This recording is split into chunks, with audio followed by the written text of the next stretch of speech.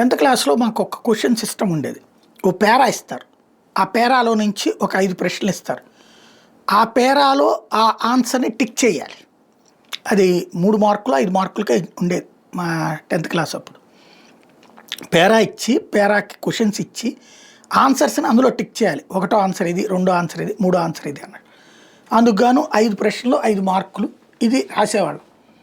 అది ఖచ్చితంగా నాకు 5కి 5 పడేది, ఎందుకంటే కరెక్ట్ ఆన్సర్ని గుర్తిస్తానని చెప్పేసి.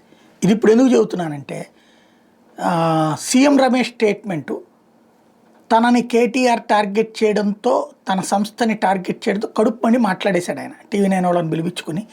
అట్లాగా దాంతో అనేక అంశాలు వచ్చినాయి. అందులో కమ్మ సామాజిక వర్గాన్ని మేము ద్వేషిస్తామని చెప్పాడన్న దాని మీదన కమ్మ సామాజిక వర్గానికి సంబంధించిన నాయకులతో ప్రెస్ మీట్లు పెట్టించింది బీఆర్ఎస్. అదే సందర్భంలో ప్రమాణం చేయడానికి సిద్ధం అలాంటి స్టేట్మెంట్లు ఇంకొక వైపున బండి సంజయ్ చేసుకుంటూ వచ్చారు. ఈలోపు ఇవి ఎవరిదోన వాళ్ళు.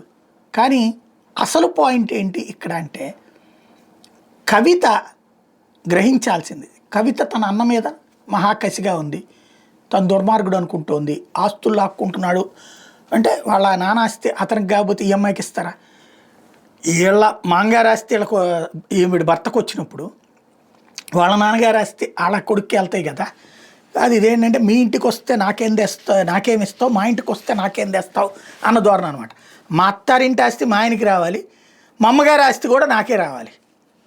ఇది కరెక్టా కాదా అన్నటువంటిది రాబోయే రోజుల్లో చర్చ జరుగుతుంటుంది. అది పక్కన పెడితే పవర్లో వారసత్వం కూడా తండ్రికి వారసురాలుగా తనే ఉండాలని కోరుకుంటున్నటువంటిది చూసాం. అయితే ఈ అమ్మాయి కోసం పార్టీనే త్యాగం చేయడానికి సిద్ధపడ్డాడు కేటీఆర్ అన్నదే సీఎం రమేష్ మాటలో ఒక కీలకమైన పాయింట్. తను ఏం చెప్పాడు సీఎం రమేష్?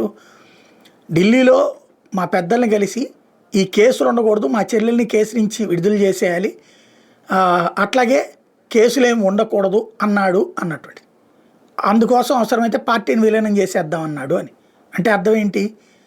తను ముఖ్యమంత్రి కావాలి లెక్క ప్రకారం, కేసీఆర్ గారు వారసుడిగా, బీఆర్ఎస్ వారసుడిగా. అట్లాంటి తన చెల్లి కోసం పార్టీని బీజేపీలో కలిపేసి ఏదో చిన్న పదవితో సరిపెట్టుకునేటటువంటి స్టేజికి వచ్చాడు అంటే, చెల్లి కోసం త్యాగం చేసినట్ట, చెల్లిని దెబ్బతీయాలని కుట్ర పడినట్ట?